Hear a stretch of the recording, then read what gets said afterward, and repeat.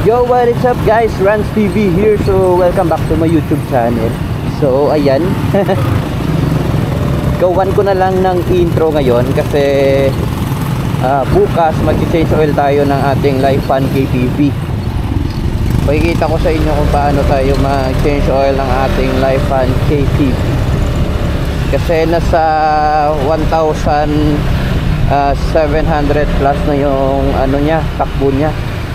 So dapat kasi yung recommended is 1,500 palit agad ng oil. Mas maganda kapag 1,000 km na yung takbo, pwede kayo na magpalit agad. Pero sa akin kasi hindi ko naman gusto na palit tayo agad ng oil. Sayang naman kasi yung okay pa yung oil tapos palitan mo na agad. So sobrang dami mo namang perang pang maintenance. Sa akin kasi yung ginagawa ko, sir.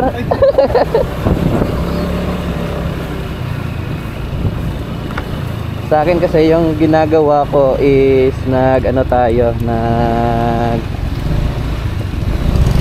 sine-check natin yung yung engine oil capacity para malaman natin na kailangan na talaga i-change oil, di ba?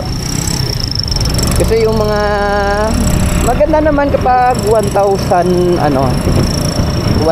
km change oil na para ma-preserve pa natin yung makina.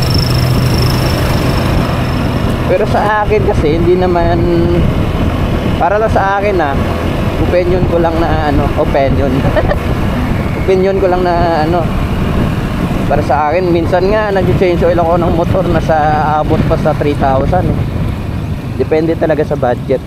Di naman araw-araw is may budget tayo na pang maintenance. So yan lang. Gusto ko sana mag-change oil ngayon, kaso madilim na, kaya ipapabukas ko na lang yung change oil ng ating Lifan. Importante talaga na malaman nyo yung viscosity ng engine oil, para malaman nyo talaga kung ano yung tamang oil para sa motor nyo.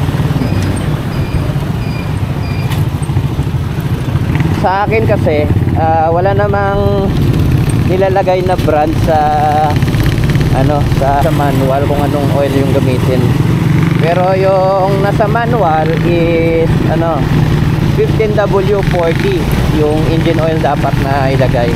Pero sa akin medyo malapot pa rin yun.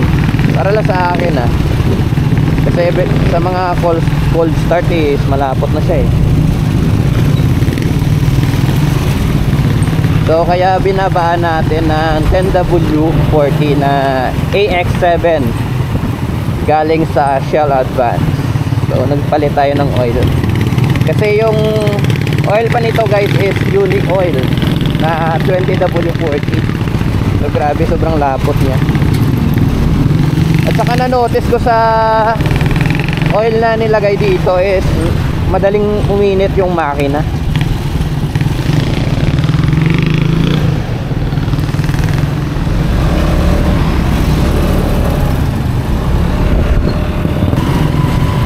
So yun lang guys, stay tuned lang kayo sa video para may idea naman kayo kung new user kayo ng KTV.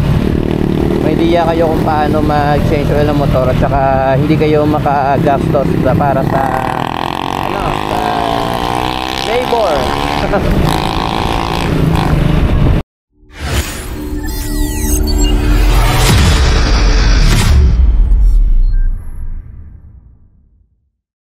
Ito yung gamit nating oil. Ito po yung AX7 scooter. So mayroon siyang kasamang gear oil. Unbox natin.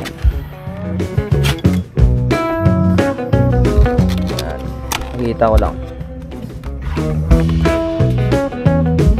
So ito yung gear oil na sinasabi ko. So 15W40.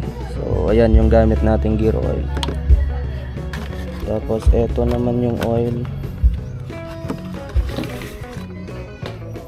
So binabaan natin yung viscosity ng ating oil. So mayroon tayo ditong 10W40 na Shell Advance. So AX7. So ito yung original galing sa mall ng Shell. So ilagay ko lang sa link in the description yung mismong item. So may tinatanggal pa dito para malaman na legit. Ito ba? Ito ba yan? Ito. Yan. Ito yung tinatanggal para malaman na legit talaga yung oil na binili nyo. Meron siya.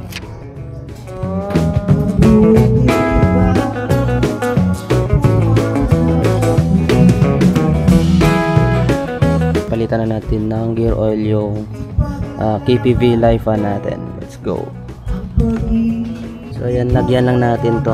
Gumamit tayo dito ng 17mm na socket wrench.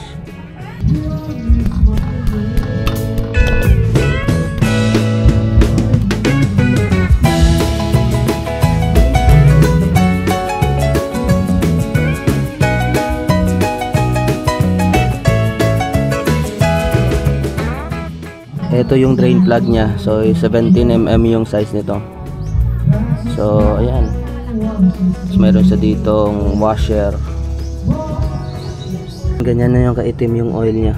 So grabe, sobrang itim na. Bago natin i-refill, ilagay muna natin to drain plug niya.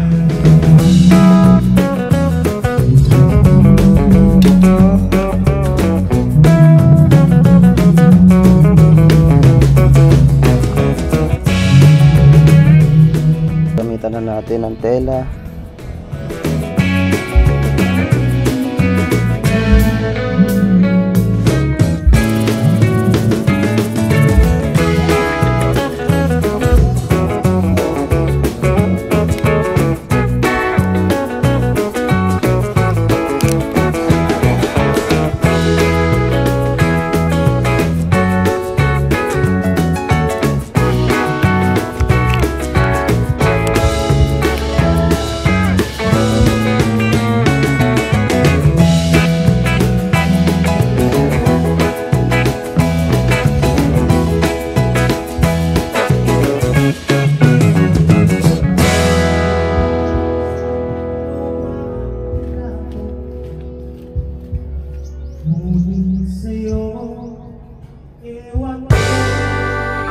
Ayan, mag-drain naman ng gear oil. May makikita kayong dalawang washer. So yan yung buksan nyo.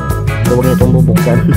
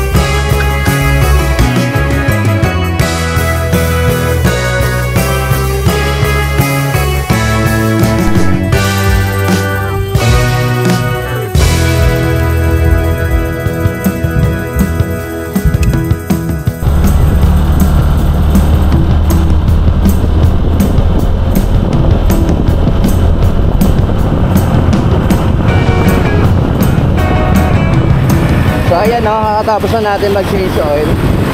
So yung na-notice ko dito sa ating KPV Life Fan 150 guys is na-lessen yung vibration niya.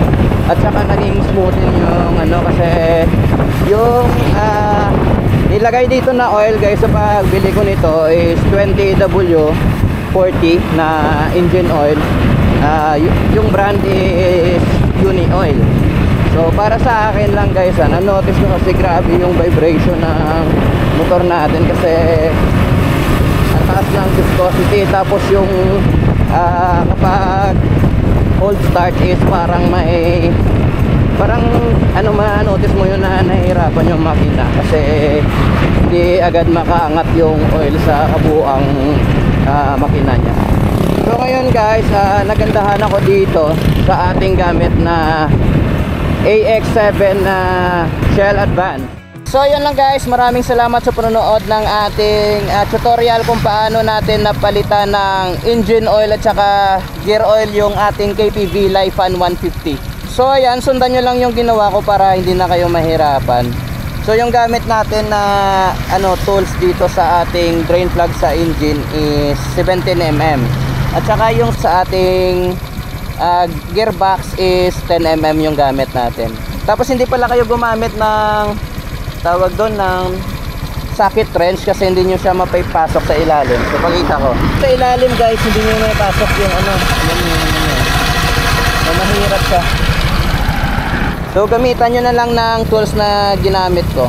So yan lang naman, maraming salamat sa panonood ng ating tutorial. So sana magustuhan nyo to. Mabilis ang tutorial lang natin para sa ating Lifan KPV.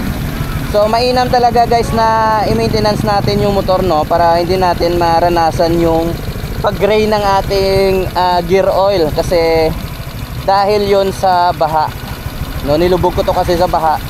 So yun lang naman, thank you so much for watching. Vance TV here, peace out.